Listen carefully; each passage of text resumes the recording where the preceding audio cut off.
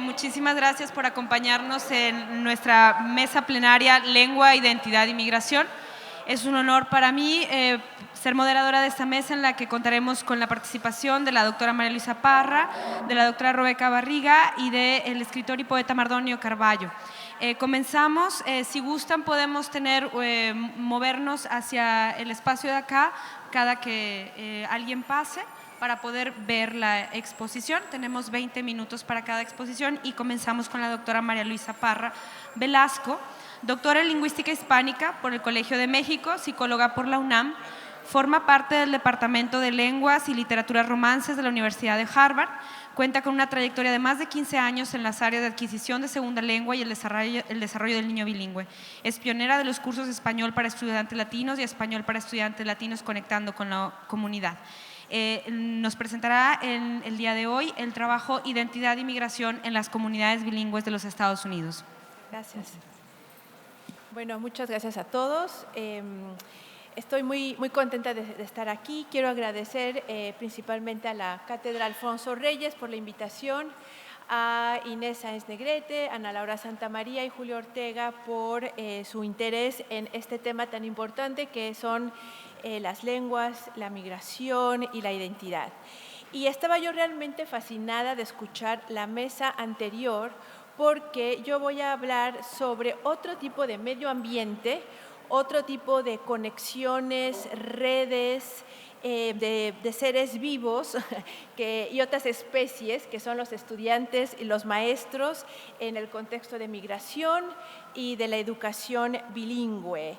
Estaba yo muy interesada en oír las reflexiones sobre los conceptos de fragmentación y de redes de integración y de reconceptualización del sujeto, porque son temas que están inmersos o están de alguna manera implícitos en lo que voy a presentar ahora con mi ponencia.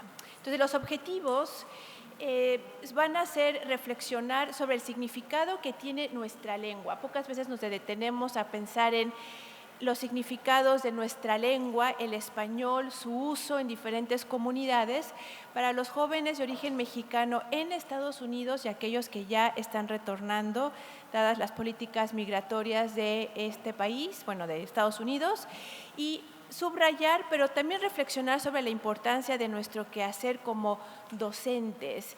La profesora Beatriz Pastor estaba reflexionando sobre la importancia de las humanidades y la enseñanza de lenguas es parte de esto, así que ¿cuál es nuestro papel como docentes en estos procesos de integración de la identidad binacional y bicultural de jóvenes mexicanos a ambos lados de la frontera? Bueno, para empezar, hagamos un brevísimo recorrido histórico sobre el español en los Estados Unidos. Sabemos que la lengua llegó de Europa a las Américas a través de una serie de expediciones de diferentes españoles que tenemos acá. Fueron diferentes rutas que llegaron a diferentes puntos del Imperio de la Nueva España, que para el siglo XVIII abarcaba prácticamente todo lo que es México y actualmente Estados Unidos. Pero también sabemos que bueno, está hablando de Quetzalcóatl y el Templo Mayor y Aztlán, no incluye aquí a Chicago, pero bueno, otros dicen que Aztlán está en el suroeste de Estados Unidos. Y recordemos que cuando yo hablo con mis estudiantes y les digo ¿por qué hay tantos hispanohablantes mexicanos en los Estados Unidos? Bueno, es porque estos estados eran parte de México y los primeros mexicanos que llegaron a Estados Unidos no cruzaron la frontera los cruzó a ellos y por el Tratado de Guadalupe Hidalgo se incluyeron todos estos estados entonces en la Unión Americana y desde entonces ha habido un continuo intercambio entre los dos países por diferentes razones, principalmente, bueno, tienen que ver con la revolución, una gran migración que hubo a Estados Unidos y después los intercambios que también fueron necesarios para Estados Unidos durante las guerras mundiales. En 65 el Acta de Migración y Nacionalidad que permitió permanencia a mexicanos que habían migrado a Estados Unidos y el Tratado de Libre Comercio que ha interconectado a ambos países de manera todavía más más profunda. Así que al día de hoy hay más de 55 millones de latinos, incluyendo latinoamericanos y mexicanos en el país. Somos casi 17% de la población total de los Estados Unidos y en la última década la población hispana creció casi 47%. Como pueden ver en esta gráfica, el español es por mucho la lengua más hablada en Estados Unidos después del inglés, y dentro del español hay varias variedades de diferentes países, pero el mexicano es con mucho el más común y el más frecuente. Pero no olvidemos que el español está en continuo contacto con el inglés, diferentes acentos y diferentes variedades del inglés en los Estados Unidos, lo cual pone a los hispanohablantes que han vivido o que vivimos en Estados Unidos en este conflicto que se da siempre que entran lenguas y hablantes en contacto, entre la eficiencia comunicativa, la convergencia de las lenguas y al mismo tiempo querer mantener nuestra propia identidad. Así que lo que se está dando ahora es un fenómeno fascinante, donde muchas personas están empezando a preguntarse si hablamos español en Estados Unidos o ya se está generando un español de los Estados Unidos. Hay controversias, hay debates, hay mesas redondas continuamente, porque claro, el encuentro entre ambas lenguas están generando fenómenos lingüísticos derivados del contacto cotidiano. Todos nosotros lo conocemos bajo el nombre de Spanglish. Estoy segura que en Monterrey usamos, como ya en todo México se usan algunas palabras derivadas del inglés como aplicación. En mis tiempos era solicitud. En las mismas presentaciones de hoy hemos oído partes en inglés, en español y en inglés, algunos términos que no tienen traducción, se tienen que usar en inglés o en español. Así que hay un surgimiento de dialectos innovadores del español en Estados Unidos que están siendo cada vez más objeto de estudio. Pero no solamente son variedades que representan fenómenos lingüísticos, también representan una marca, un símbolo de identidad para las comunidades mexicoamericanas e hispanas. Entonces, por ejemplo, la crítica Gloria Anzaldúa habla de que Chicano Spanish is a border tongue which developed naturally, change, evolución, enriquecimiento de palabras nuevas por invención o adopción, have created variants of Chicano Spanish, un nuevo lenguaje, un lenguaje que corresponde a un modo de vivir. Así que no es un fenómeno lingüístico, no está disociado de los hablantes, está asociado a una forma de vivir de la frontera, y Chicano Spanish is not incorrect, it is a living language. Así que regresaré al término incorrecto más adelante. Anzaldúa presenta una visión más integradora de la lengua y la identidad. Sin embargo, hay otros poetas como Pat Mora que han presentado el conflicto de vivir entre dos culturas y dos lenguas. An American to Mexicans, a Mexican to Americans, a hidden token sliding back and forth between the fringe of both worlds, by smiling, by masking the discomfort of being prejudged by literally. Así que nos habla de una disociación y un continuo esfuerzo de integración de ambas culturas, y aquel muy conocido dicho ni de aquí ni de allá, ¿verdad?, que se da mucho en estas culturas. Así que los jóvenes, los niños que están creciendo en Estados Unidos de origen hispano viven in between, ¿verdad? Y muchos críticos y de estudiosos de los espacios de frontera los han llamado borderline. No es una frontera, una línea que se cruza, es un espacio que se genera cuando las culturas entran en contacto, como lo dice Mary-Louise Pratt, y se generan estos espacios terceros que ya son una mezcla, son innovadores de la cultura mexicana y la cultura americana. Pero para darles una idea de la demografía y los retos que hay también en Estados Unidos y las condiciones bajo las cuales viven muchos niños y jóvenes latinos. Tengo estas estadísticas donde, bueno, la población latina es la más joven y la de mayor crecimiento en el país. Una tercera parte de la población infantil total de los Estados Unidos es hispana. Prácticamente el 100% son ciudadanos americanos, pero 22% de ellos viven en pobreza.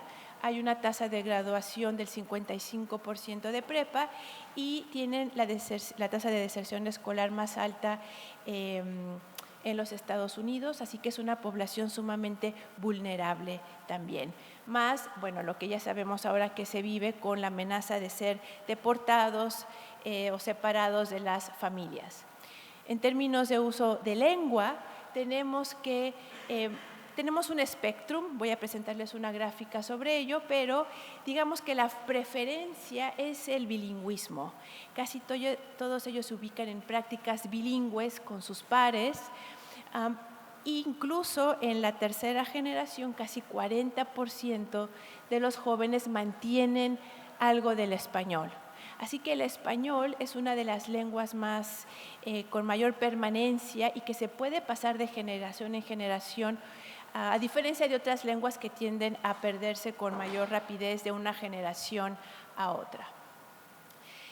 Bueno, como mencioné, 7 de cada 10 mencionan que con familiares y amigos hablan el Spanglish. Hablando de fronteras, hay una permeabilidad entre la frontera del inglés y el español, y esta es una gráfica simplemente para representar un espectro de bilingüismo donde tenemos niños o jóvenes totalmente monolingües en español y aquellos de origen latino ya totalmente monolingües en inglés, pero en medio hay toda una gran variedad. Todos nosotros nos podríamos ubicar en algún lado de este continuum. El continuum donde está la A y la B mayúsculas balanceado, quizás el punto más raro y más idealizado, pocas veces se alcanza, pero todos los demás, bueno, tenemos algún tipo de habilidad bilingüe oral y en la lectoescritura.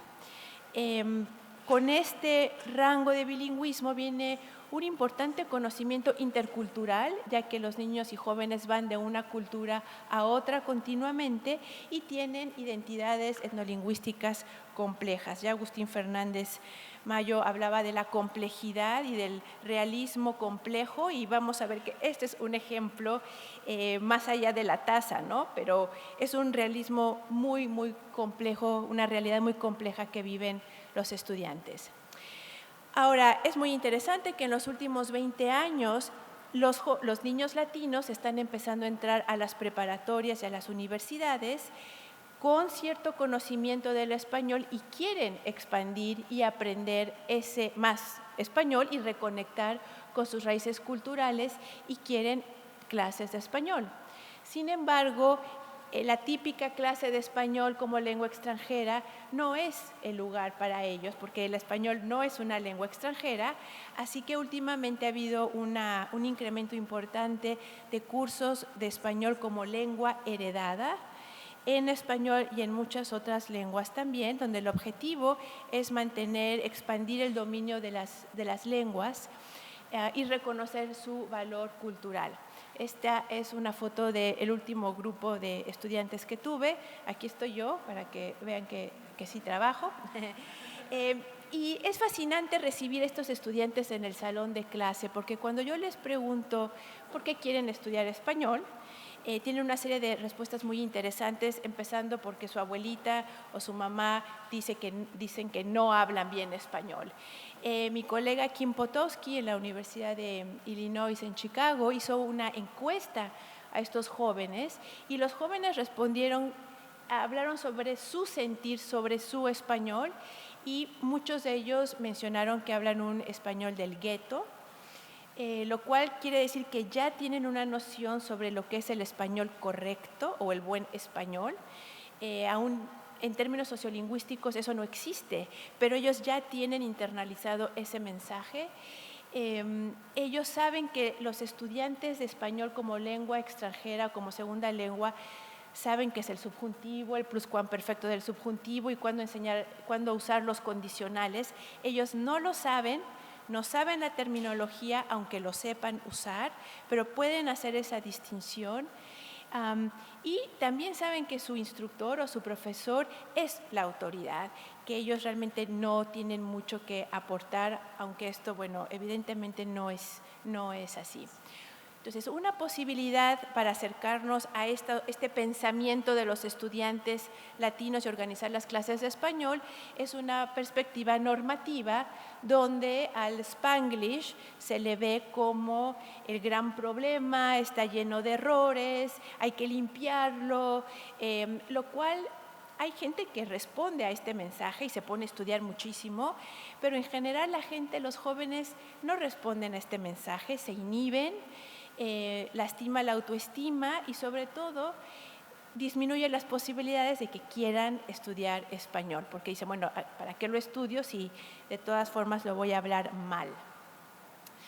Sin embargo, hay tantos jóvenes migrantes de tantas lenguas que están entrando a las universidades y a las escuelas que los mismos maestros, educadores están teniendo que repensar el significado de lengua y de multilingüismo, no como algo deficiente, sino como una nueva realidad que llega a nuestros salones. Así que ahora se habla de un giro multilingüe donde se proponen 3 nuevos principios.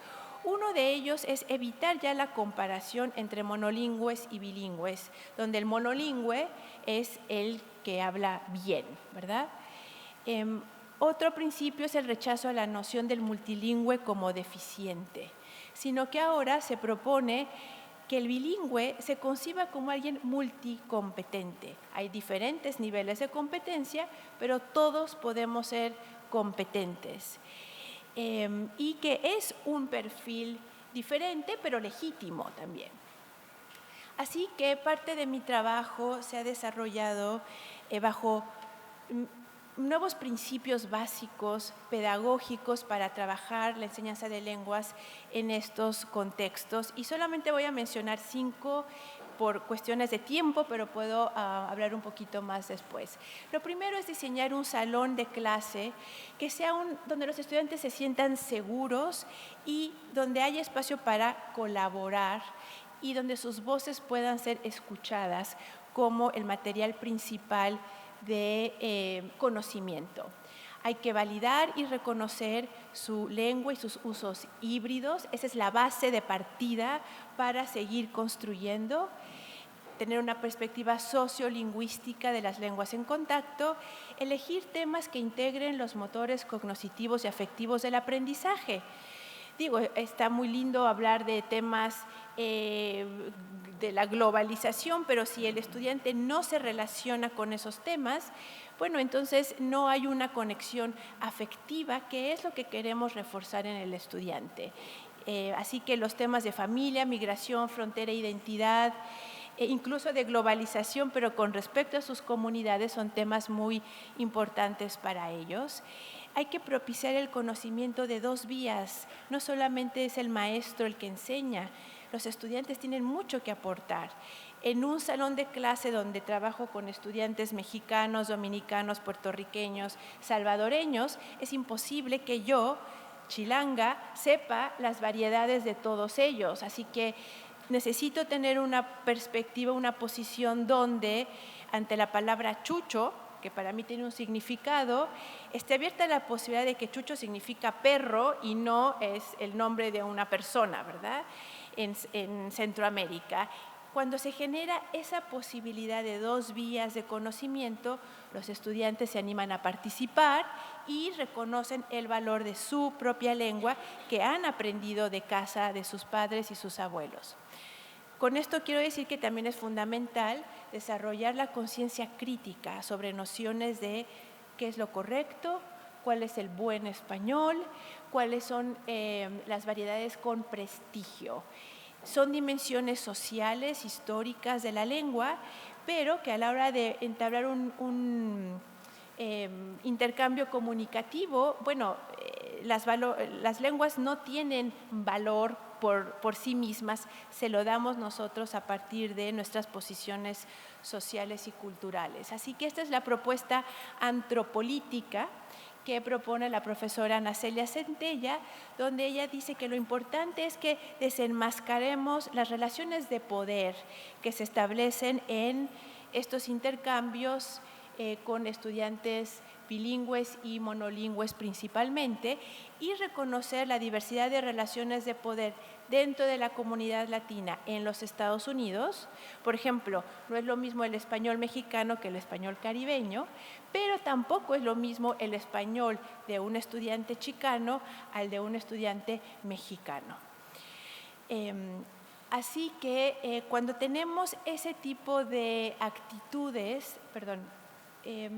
tenemos la posibilidad de generar reflexiones como la de este joven de California en Estados Unidos que tomó uno de mis cursos, que dice: la idea de pasar una antorcha lleva consigo un sentido de responsabilidad para el portador de la llama en la transición de ella, así como una responsabilidad de la participante de la participación o de la participante de utilizar esa llama apropiadamente. Entonces, estos son ensayos que hacen mis estudiantes al final de la clase, reflexionando sobre lo que ellos han estudiado y aprendido en la clase.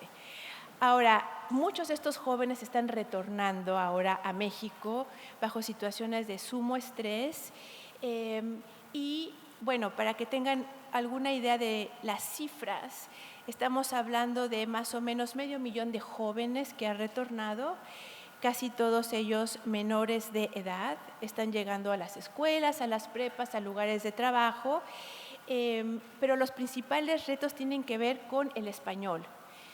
Tienen algo de español, pero llegando a nuestras comunidades, bueno, pues se señala inmediatamente y se reconoce el acento como no nativo o ya con el acento con el inglés, y se está corriendo el riesgo de que sea una generación perdida para México, ¿no? Y para Estados Unidos.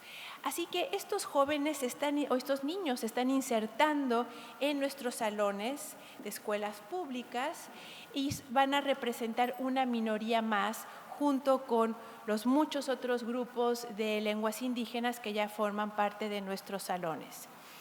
Va a haber ahora una tensión importante como sociedad. Hay que empezar a pensar en esta tensión entre los paradigmas y las propuestas de educación intercultural bilingüe o los modelos de inclusión, pero sobre todo, ¿qué se dice afuera? ¿Qué oyen los jóvenes afuera sobre ellos?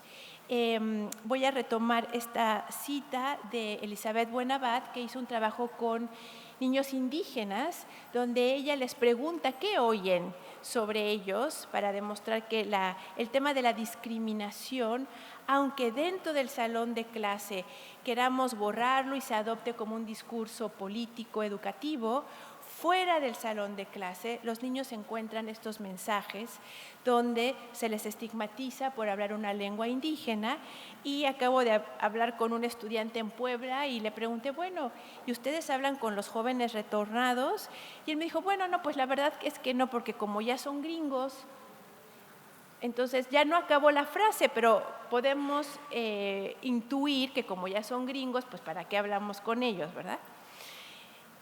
Así que la profesora Bertelli, María Bertelli, propone que este tema de inclusión o de interculturalidad tiene que estar acompañado con una reflexión desde la ciudadanía para encontrar nuevos mensajes y conceptos que incluyan a estos jóvenes.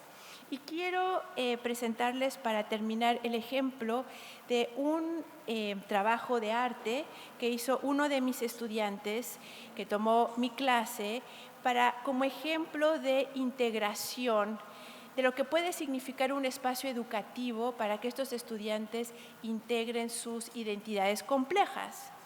Entonces voy a dejar el dibujo y voy a leer partes del ensayo para que escuchemos la reflexión del joven. Y él dice, yo entré a esta universidad, Harvard, con mi identidad básica ya definida. Soy un estadounidense por ley y un mexicano por sangre. Esta clase me ayudó a encontrar cuáles aspectos de cada cultura he tomado como parte de mi identidad personal. Por esta razón, para mi proyecto hice un dibujo que representa mi identidad. El dibujo se divide en dos partes, lo estadounidense y lo mexicano. Como se puede observar, en el dibujo resaltan primero el águila calva y el águila dorada como los dos símbolos de Estados Unidos y México, respectivamente. También incluyó la Virgen de Guadalupe, Jesucristo y un low rider y una camioneta. Pero me voy a centrar en las águilas. Él dice, empiezo con las águilas. A mí siempre me han gustado las águilas como seres fuertes, independientes y son símbolos de mis dos países. Viven libres y vuelan bien alto, al alcance de nadie. El águila calva es más grande que el águila dorada en la vida real y en el dibujo, pero están volteadas para verse una a la otra. Esto representa cómo los dos son complementos de mi identidad, igual que lo estadounidense y lo mexicano son complementos en muchas maneras, como en la comida, la cultura, el lenguaje. Las dos águilas y las dos culturas son mías, al igual que mis dos banderas. Desde chiquito, mi padre y madre, la sociedad civil, siempre me han dicho que tengo que amar a mis dos países y tener a mis dos banderas en alto. Nunca debo de dejar que caiga una porque las dos son mías y nunca se debe pisotear una bandera. Mis estrellas y rayas deben volar en el aire con mi águila dorada arriba del nopal. Los dos tricolores representan mi sangre y mi tierra. Ahora él hace una reflexión sobre la línea que divide a las dos partes del dibujo, y cito, esta línea es una manifestación artística y es representativa de la frontera que separa los 8 elementos, al igual que la frontera que divide a los Estados Unidos y México. La frontera, tal como esta línea, no es nada más que una división física. En la realidad existe un intercambio de valores tradicionales, materiales y lenguaje de un lado de la frontera al otro. De la misma manera, los elementos que forman mi dibujo en un lado se complementan con el otro. Uso el inglés y el español fuera y dentro de casa respectivamente. Tengo momentos donde soy muy patriótico para lo estadounidense y otros para lo mexicano. He aprendido el inglés en la escuela y el español en la casa. Esto crea mi identidad y esta clase me ha hecho más orgulloso de ello. Así que para terminar, como podemos ver con este ejemplo, los cursos de español, como cualquier otra materia de las humanidades, puede ser un espacio no solo de conocimiento lingüístico, sino de conocimiento histórico, político, social y cultural. Nosotros como profesores, docentes, podemos guiar a los jóvenes mexicanos y mexicanos retornados a descubrir el conocimiento que ya comparten y construir nuevos significados culturales compartidos. Y nuestras clases tienen un impacto importante en la autoestima y la construcción de las identidades binacionales, biculturales de los jóvenes allá y acá. Muchas gracias.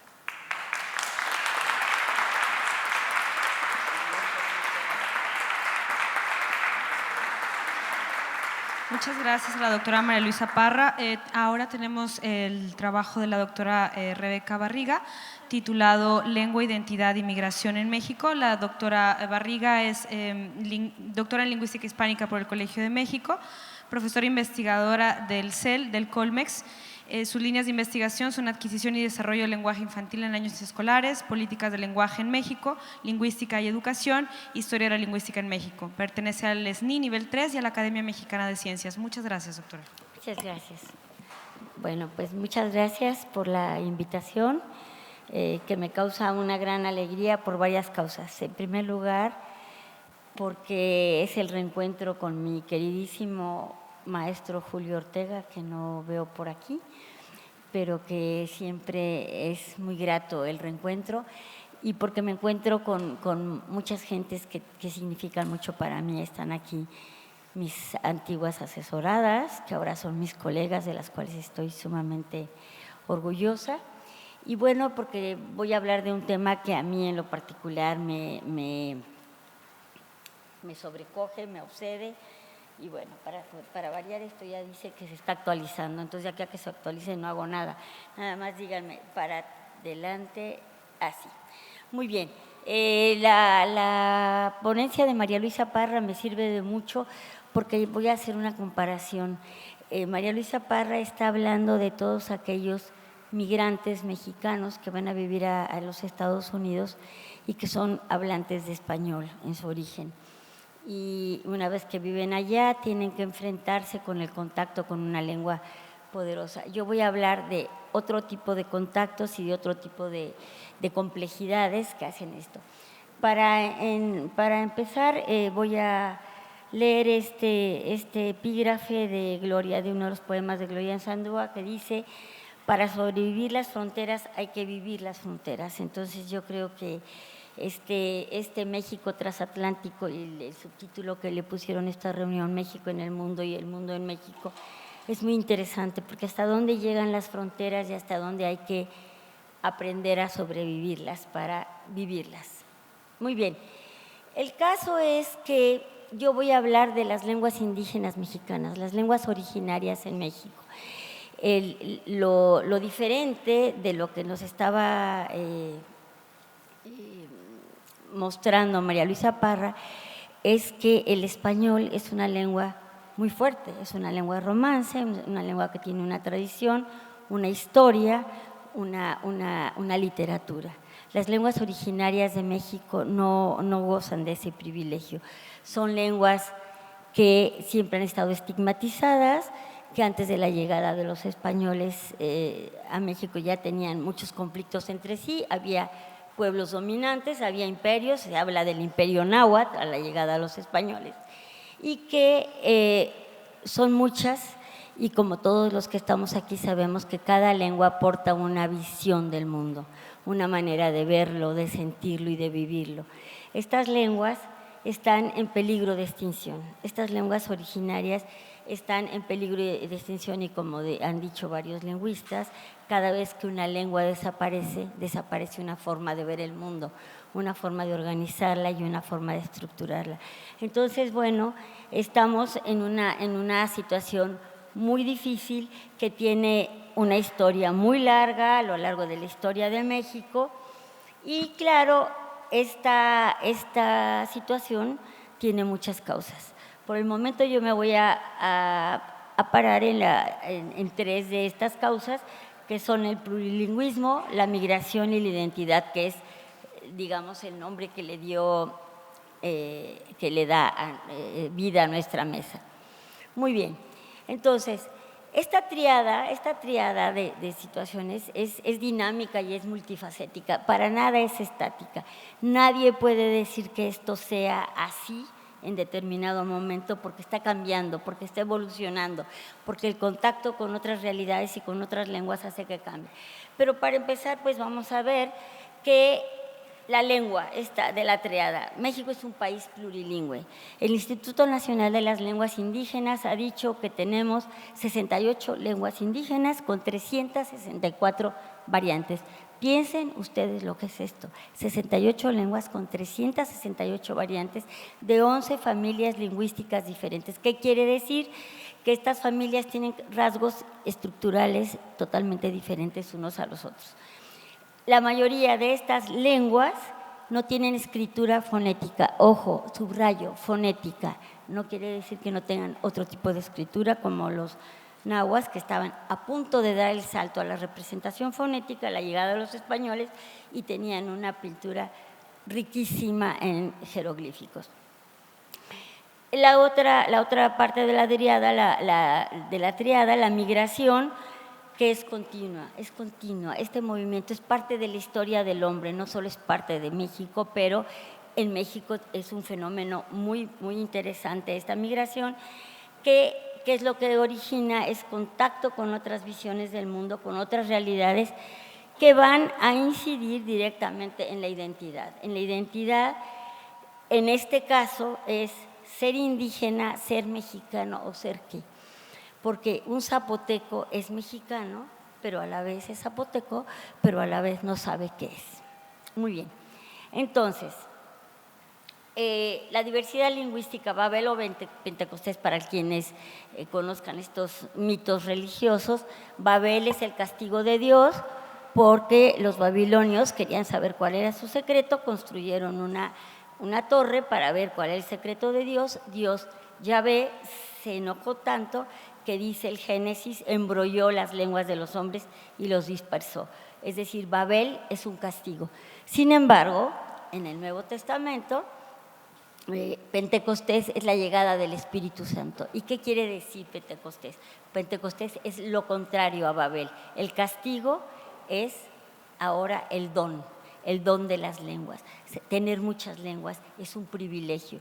La diversidad no es un castigo, la diversidad es un regalo, es un don del Espíritu Santo. Muy bien, entonces, rápidamente, para los que no estén familiarizados con el mapa de México, con las lenguas indígenas, este es México. Como ustedes ven, tenemos asentamientos indígenas de norte hasta el sureste. Claro que todo se concentra en lo que se llama Mesoamérica y donde hay una cantidad y una variedad de lenguas indígenas. Este mapa me gusta más porque tiene concentración de 40% y más de población indígena de norte a sur con lenguas que todavía están vivas, que si bien están en un proceso de extinción, todavía tienen la posibilidad de ser transmitidas. Ustedes saben que la transmisión de lenguas tiene muchos factores. Uno de ellos es la mujer. La mujer es fundamental para la transmisión de lenguas. Si la madre decide no transmitir la lengua y decir, ya no quiero que seas indio, que es lo que pasa en la mayoría de los casos de las lenguas originarias, la lengua ya no se transmite y se pierde, se muere. Muy bien. Rápidamente les voy a pasar cómo se distribuyen las lenguas por muy alto peligro de extinción hasta las de menos peligro de extinción. Muy bien, aquí tenemos de muy alto peligro de extinción. ¿Qué quiere decir esto? Que ya no tienen hablantes jóvenes, ya no se va a transmitir la lengua, son ancianos y bueno, nos causa mucha hilaridad a los lingüistas porque muchos de ellas dicen, ya no me sirve porque ya está chimuelo. Por lo tanto, si son lenguas tonales, ya no lo voy a poder articular bien y yo ya no voy a poder dar cuenta de estas lenguas. Pero ustedes se pueden dar cuenta que desde California hasta el sureste, muy alto peligro, están concentradas también a lo largo de toda la República. Después vienen con un mediano peligro de extinción, pero son muchas las que están en peligro de extinción.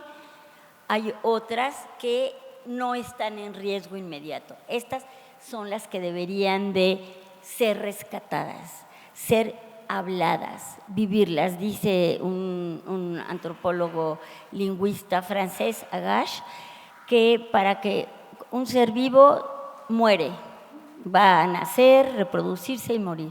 Una lengua no, una lengua si es hablada, vive. O sea que estas lenguas tendrían la posibilidad de ser rescatadas y de revitalizarse. Muy bien, ¿qué pasa? ¿Por qué esta situación? ¿Por qué esta situación tan peculiar? Bueno, yo le he llamado esto un movimiento pendular. Esta no es una idea mía, como ustedes saben, es de un gran historiador, pero la historia es un movimiento pendular y en literatura está lo clásico y lo dionisíaco y lo apolíneo. Bueno, pues siempre la historia de la política lingüística en México, en todos sus hitos históricos, desde la colonia hasta el levantamiento del ejército zapatista, ha estado entre el español y las lenguas indígenas, entre la castellanización o la alfabetización. Ojo, es muy importante la diferencia entre alfabetizar, que es la lengua escrita, y la castellanización, que es una lengua directa. Esto ha sido la historia de las políticas del lenguaje en México, desde la colonia hasta nuestros días. Hoy por hoy nos envuelve, nos cobija una política que la mayoría de los mexicanos no sabemos ni que existe, que se llama intercultural bilingüe, que fíjense ustedes lo que quiere decir, intercultural, entre culturas y bilingüe, que no se da. Y lo más curioso es que ¿cuál ha sido el resultado de estas políticas? Un bilingüismo asimétrico, totalmente asimétrico, siempre es el español que prevalece sobre las lenguas originarias, cualquiera de las 68, y un bilingüismo en transición. Este concepto es de un lingüista mexicano, Enrique Hamel, que dice que siempre el español, las lenguas indígenas, cuando se les ha hecho caso y cuando han servido para la alfabetización, han sido solo una transición hacia el español. Muy bien, estas son las políticas del lenguaje. Hoy por hoy, como les digo, estamos bajo la educación intercultural bilingüe, que desde mi punto de vista todavía es un mito, no se cumple, porque si la hay, es una educación vertical, es desde el español para los indígenas, nunca es horizontal, de los indígenas con los mestizos. Muy bien. ¿Cuál es la tríada que nos convoca en esta mesa? Bueno, los problemas de la migración, la lengua y la identidad. ¿Qué es lo que sucede con la migración? Bueno, pues como ustedes ven, traté de representarlo, no soy muy buena para la cuestión gráfica, pero bueno, la migración en México es un fenómeno como en el mundo, no es privativo de México, pero los indígenas van desde el sureste, generalmente en Oaxaca, ustedes deben de conocer el fenómeno, toda el área mixteca que está en Los Ángeles. En Los Ángeles hay un pan mixteco que está siendo un fenómeno interesantísimo, que ahora vamos a ver. Luego, bueno, pues la migración tiene el objetivo, la verdadera meta son los Estados Unidos, pero en el camino se van asentando en las grandes urbes y se van quedando. Entonces entra el tzotzil de las lenguas mayas, el celtal, el lacandón, y se va asentando en las urbes, se puede quedar en Mérida y ya no caminar, pero puede venir y entra en contacto no solo con el español, sino con otras lenguas indígenas.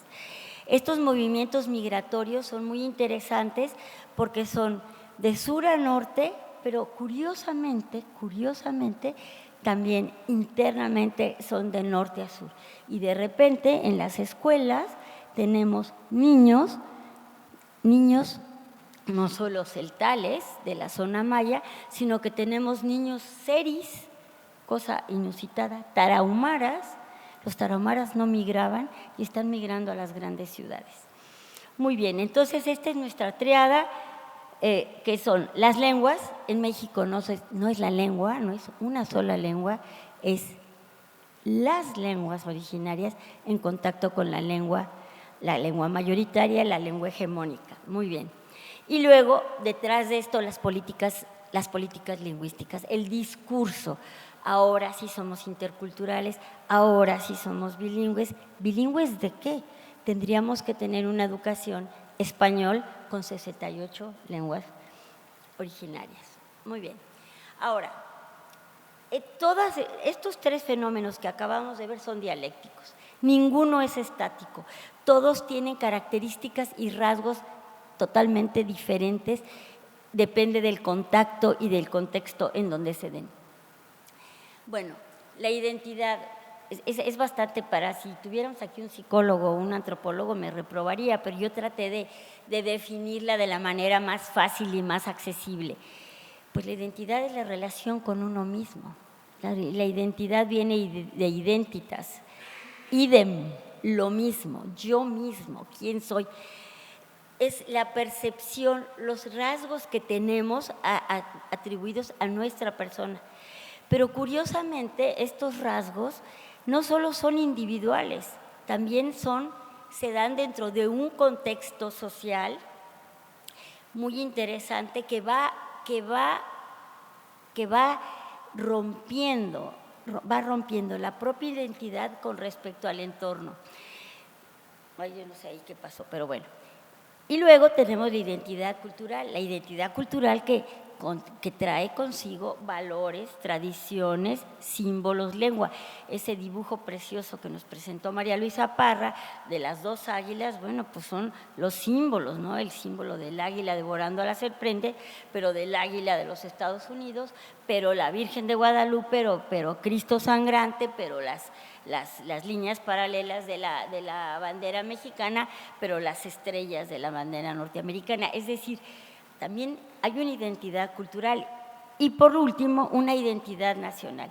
En México, desde mi punto de vista, es muy difícil saber qué somos, sobre todo los hablantes de lenguas originarias, porque no hay un orgullo étnico como quisiéramos, más bien hay la necesidad de esconder la etnia.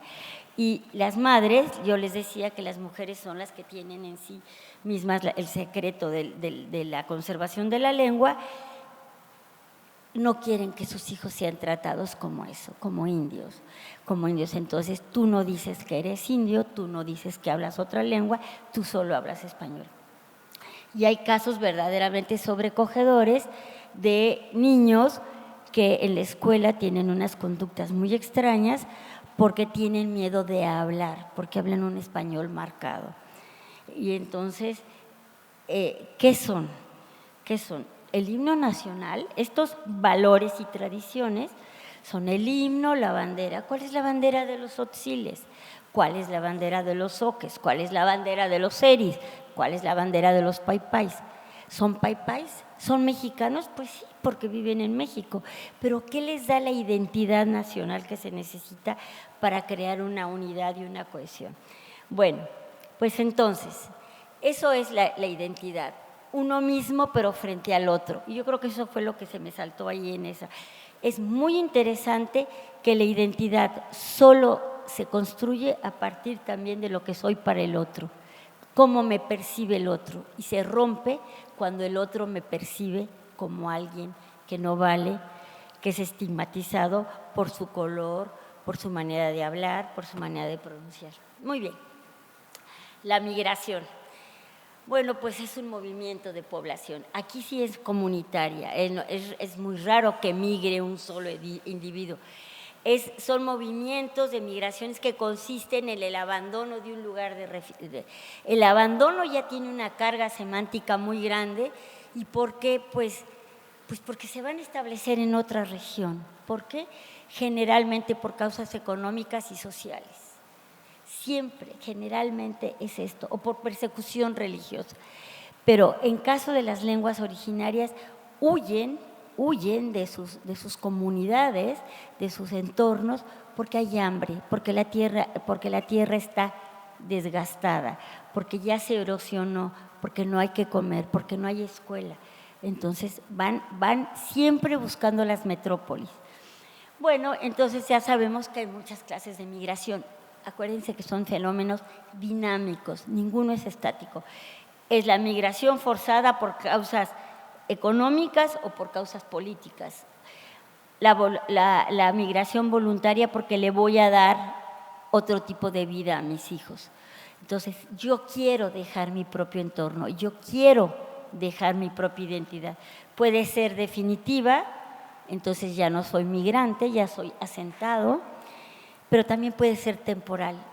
Es muy interesante, hablando de los retornados que nos hablaba María Luisa hace unos momentos, cómo se están haciendo algunos cuestionarios para ver la expectativa de estos retornados de volver a los Estados Unidos. Es decir, están en México, ya regresaron en México, ahí están supuestamente sus valores, pero una de las preguntas clave del cuestionario es: ¿cuáles son tus expectativas? Y la mayoría contesta: volver a los Estados Unidos. Eso en el caso de los retornados de María Luisa. Los indígenas mexicanos no tienen esa expectativa.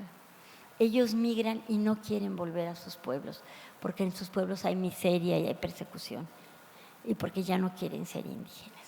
Muy bien. También hay migración interna y externa. Esto de la migración interna me interesa muchísimo porque hay dos maneras de ver esta migración y dos maneras muy complejas de entenderla. Si es interna, es dentro de México, se da dentro de los parámetros de México, y entonces el contacto es con otras lenguas indígenas y con el español. Pero si es externa, la migración va a ser con los Estados Unidos, y ya no solo con los Estados Unidos, sino con Canadá. Y sabemos que ya hay zapotecos en Alaska. Es decir, van y siguen migrando y siguen entrando en nuevas realidades y siguen. Ahora, vamos a ver cuáles son las consecuencias más visibles de toda esta triada. Bueno, el plurilingüismo, que allá arriba, en un momento dado, decía lo cognitivo, pero pues se borró. Lo cognitivo, es decir, el plurilingüismo causa problemas o no problemas, causa fenómenos, causa procesos, causa mecanismos desde un punto de vista cognitivo. Afecta a todos los procesos mentales de los niños. Yo siempre pienso en los niños porque mi especialidad es el desarrollo del lenguaje en edades escolares, pero piensen ustedes cómo se transforma todos los procesos cognitivos de un agente plurilingüe. Pero también tiene que ver con actitudes hacia el habla, con ideologías, con poder, pero también tiene que ver con cuestiones lingüísticas de la ortografía. Un niño en México está satanizado si no tiene buena escritura. Un minuto, muy bien. Bueno, todo esto afecta. Lo que ya estoy por terminar también, lo único que quiero decir es que esta triada afecta no solo lo lingüístico, sino lo social. Y hay una cosa muy interesante, y ahí con esto voy a terminar, que hablábamos que la migración es entrar en contacto de las lenguas. Muy bien, y se cambian muchas cosas. Y lo podemos ver como un castigo o como una oportunidad, porque frente a la fractura de identidades hay construcción de identidad y entonces hay una revitalización del ser. Frente a la pérdida y el prestigio de las lenguas indígenas hay una revitalización de las lenguas y entonces se empiezan a hablar. Los mixtecos de toda la parte sur de los Estados Unidos están formando una cohesión étnica de tal manera que el mixteco tiene un valor. Y hay escuelas en donde se está enseñando mixteco en Los Ángeles. Ahora, la supremacía del español, que está desviado de la norma. Los niños indígenas nunca hablan el español canónico, siempre están. ¿Qué pasa? Que revalorizan la lengua materna en las escuelas. El desplazamiento de las lenguas indígenas, que también crea el mantenimiento o la resistencia, como decía Guillermo Bonfil. Las lenguas indígenas tienen una resistencia tal que han sobrevivido a pesar de todos sus avatares. Estos ámbitos discrecionales de uso se están ampliando, porque ahora Bueno, muy bien. Entonces, eran las consecuencias, también tienen consecuencias educativas muy fuertes. La escuela es un lugar en donde se generan una serie de rupturas de identidad terribles o de revitalización de las culturas. Y finalmente, mi final era, ¿qué conclusiones hay de esto? Bueno, la migración es imparable. No vamos a desaparecer todas las lenguas de México de un brochazo, porque como ya lo decía, son muy resistentes, han resistido a lo largo de una historia, no solo de la historia desde la colonia, sino de mucho antes, han permanecido y yo creo que tenemos que buscar nuevas formas de revitalizarlas, es decir, nuevas formas de buscar interculturalidad, pero no dictada por el gobierno en un discurso repetitivo y poco activo, sino tratar de hacer una interculturalidad horizontal en donde los niños se vivan indígenas y que puedan dominar el español, en donde no les avergüence hablar su lengua, pero a la vez hablen bien el español, porque curiosamente, y con esto termino, en las escuelas no se les enseña a hablar bien el español porque la obsesión de los maestros es que tengan una buena ortografía y no que tengan una forma creativa de usar el español y por otro lado esconden su lengua. Yo creo que el verdadero reto en el siglo XXI, cuando hemos estado viendo todas estas prodigios de la mente y de los chips que nos van a poner, es crear ambientes interculturales en donde el respeto le gane a la discriminación. Muchas gracias.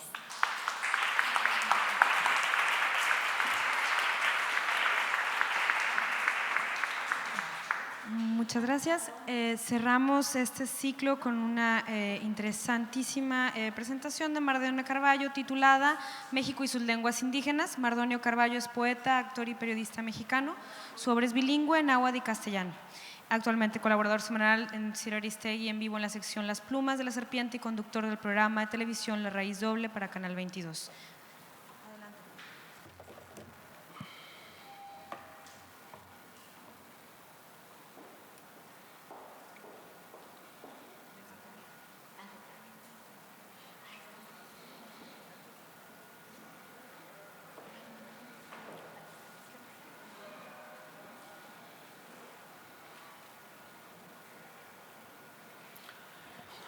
Ya chole chango chilango, que chafa chamba te chutas, no checa andar de tacuche y chale con la charola. Tan choncho como una chinchet, más chueco que la fayuca, con fusca y con cachiporra te pasa andar de guarura. Mejor yo me echo una chela y chance y enchufo una chava, chambeando de chafirete me sobra chupe y pachanga. Si choco, saco chipote, la chota no es muy molacha, chiviando a los que machucan, se va a morder su talacha. De noche caigo al congal, no manches, dice la changa, al choro de Teporocho, en chifla pasa la pacha. Pachucos, cholos y chundos, chichinflas y malafachas, acá los chompiras rifan y bailan tibiri tábara. Esta es una pieza de Jaime López. La muchachada de hoy dice que es de Café Tacuba, no es así. Es de Jaime López y justamente lo que yo quisiera decirles en esta cuestión de las lenguas indígenas y los dialectos, yo quisiera comenzar con decirles que todos los idiomas y que todas las lenguas tienen sus dialectos.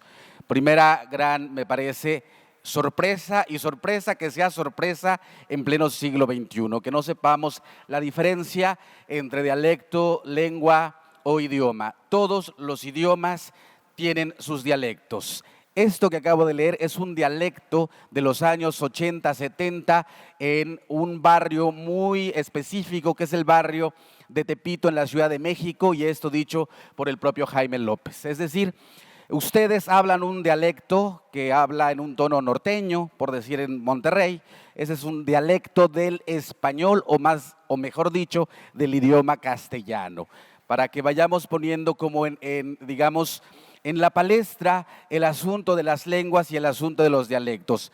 Todos hablamos un idioma, todos hablamos un dialecto, y esto no lo digo yo, lo dicen los lingüistas y lo dicen todos los estudiosos de la lengua. Un poco para que vayámonos quitando esta percepción de que las lenguas indígenas tienen una menor valía, porque muchos dicen que no tienen grafías o que no se pueden escribir o que no se pueden hacer operaciones geométricas con las lenguas indígenas. Todo esto es falso.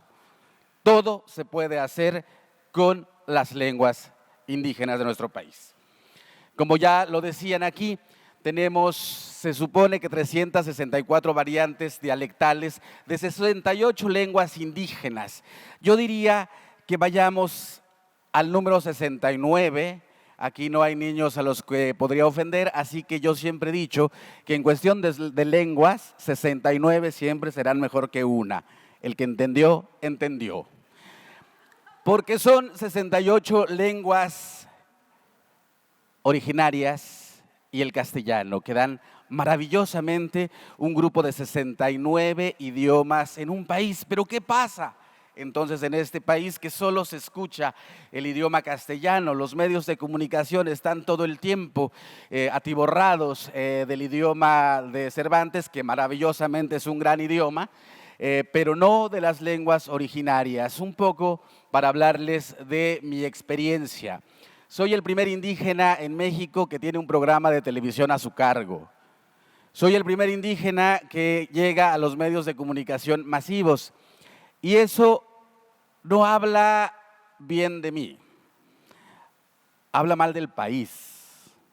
Un país donde a cada rato, en cada tanto tiempo, vienen ciertos personajes a decirnos o a pugnar porque el idioma castellano sea el idioma oficial de nuestro país.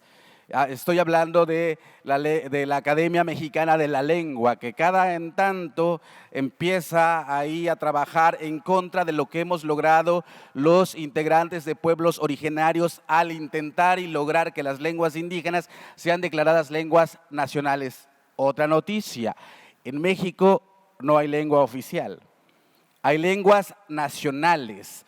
En tanto eso ocurre y en tanto esto está sucediendo, sería maravilloso que las universidades, que los medios de comunicación, que la radio mexicana estuviera atiborrada de las lenguas indígenas, de las lenguas nacionales. Un poco también para hablar de las lenguas originarias mexicanas. Se suele siempre poner en una especie de folclore y romanticismo la poética de las lenguas indígenas. Y yo siempre digo que es muy terrible que no valoremos y que no estudiemos la propia lengua. La lengua castellana también es una lengua poética. Decir que las lenguas indígenas son lenguas poéticas es básicamente un renovado espíritu de la discriminación en nuestro país. No hay lenguas poéticas per se. La poesía se hace o no se hace. La lengua náhuatl no es lengua poética, es una lengua como cualquier otra y como cualesquiera otra tiene sus secretos. Y aquí voy a ir un poco al idioma castellano, que todo el mundo cuando dice la palabra considerar jamás está pensando en las estrellas, por ejemplo. La etimología de la palabra considerar era cuando los antiguos griegos se lanzaban a la mar en un barquito porque tenían que considerar. ¿Qué significa esto? Significa hablar con las estrellas, a dialogar con las estrellas para tomar una decisión importante. Si eso no es poético, no sé qué es. Pero básicamente no nos damos la oportunidad y vemos la paja en el ojo ajeno y no la viga en el propio, aunque esta paja sea bonita. Y es cuando yo digo que vamos hacia las lenguas indígenas siempre con ese rasero. Otra cosa que me parece importante decir, las lenguas indígenas no se van a salvar solas, todas las lenguas indígenas están siendo amenazadas. ¿Qué quiero decir con esto? Las lenguas no se pueden salvar si solo vamos a por las lenguas. Tenemos que hablar de los pueblos que las hablan. Si logramos que los pueblos que las hablan vivan con justicia, dignidad, con una mejor repartición de la riqueza, son los mismos pueblos los que van a hacer que esa lengua sobreviva. Error para aquellos que pensamos que preservar la lengua es importante. No, es importante preservar la dignidad de los pueblos para que sean los pueblos, al otorgarles la mayoría de edad, los que decidan qué van a hacer con su lengua. Un pueblo puede decidir no hablar su lengua, pero yo no he visto que eso suceda hasta ahora en México. ¿Qué sucede? Sucede que hay todo un proceso discriminatorio de los no indígenas hacia las lenguas indígenas. Vayamos siendo claros. Una de las formas más terribles de hacer que alguien boicotee su propia identidad, entendiendo identidad como la memoria y entendiendo en ese cúmulo de conocimiento que es la memoria de la lengua, es la discriminación. No es que los padres no quieran enseñarle a los hijos, habrá que preguntarse por qué los padres no quieren enseñarle a sus hijos. No es que no quieran, imagínense que sus padres, que sus madres dijeran, no queremos que hablen español, queremos que hablen inglés. ¿Por qué quieren que hablen inglés? Porque el mercado global está en inglés. Y después será el chino, porque también esa es otra cosa que tendríamos que decir. Las lenguas son poder. Las lenguas también avasallan.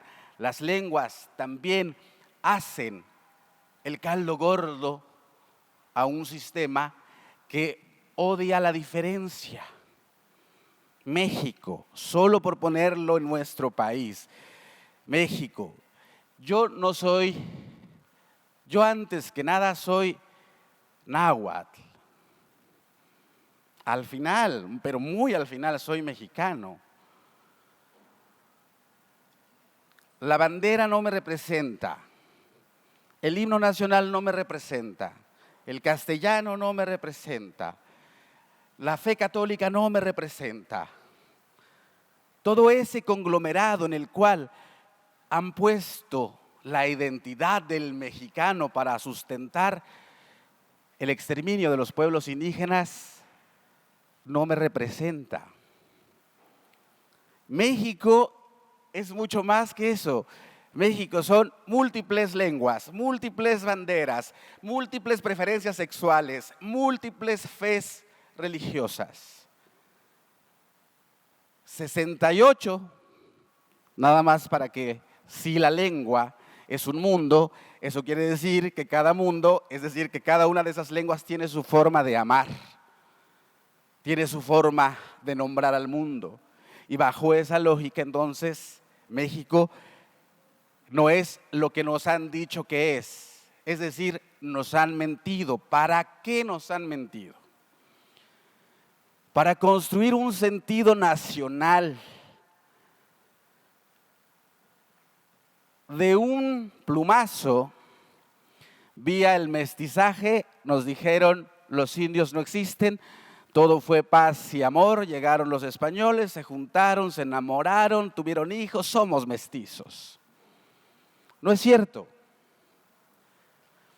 Si investigamos un poquito más, veremos que hubo mucho más mestizaje entre afros y cualquiera de los pueblos indios que de españoles con indios, sobre todo los ricos. Entonces, bajo esa lógica, vayámonos preguntando quiénes somos. Si nos han mentido al decir que somos mexicanos, ¿quiénes somos?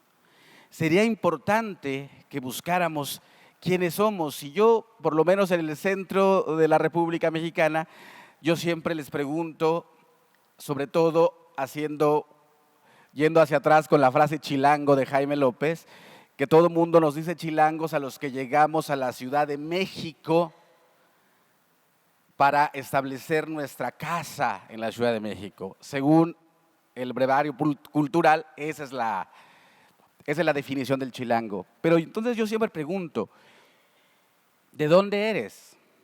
Dicen, de la Ciudad de México. ¿Y tus padres de dónde eran?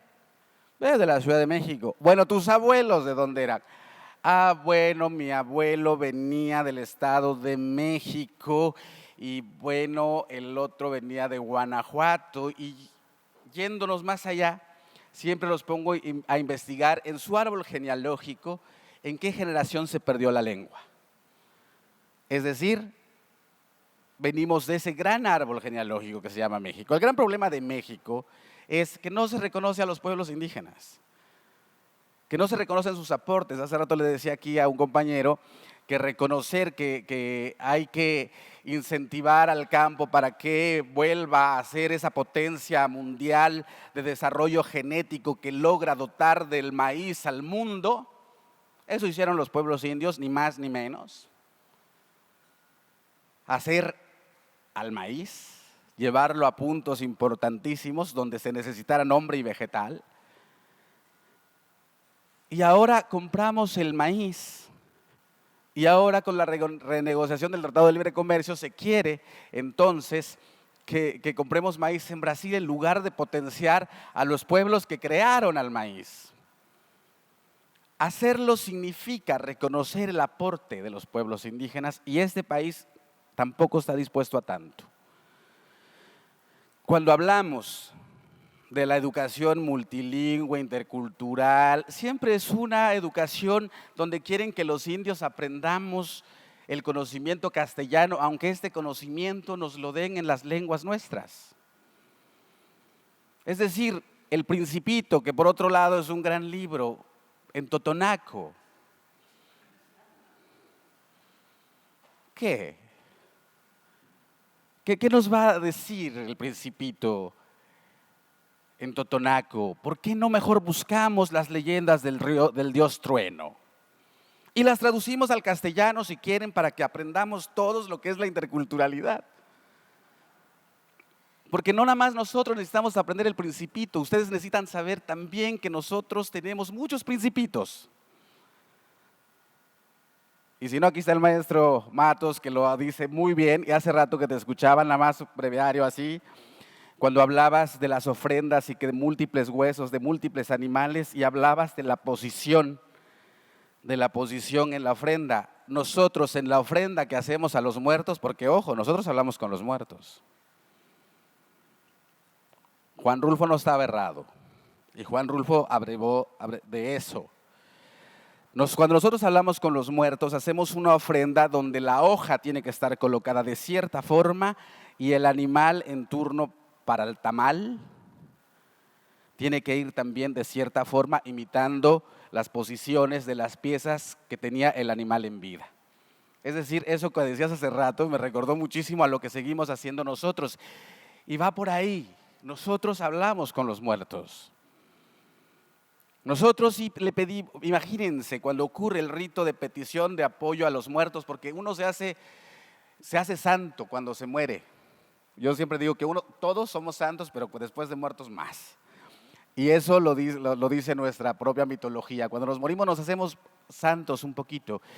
Y entonces imagínense ustedes que ustedes tienen un problema terrible, Juan con Pedro o Juan con quién sabe quién, y entonces se pone una ofrenda donde se pone cacao, chile, maíz, un tamal enorme, etcétera, etcétera, y entonces se le pide al muerto, se le pide al mundo de los muertos en general, y se le pide que busque a la persona que le está haciendo daño a X persona.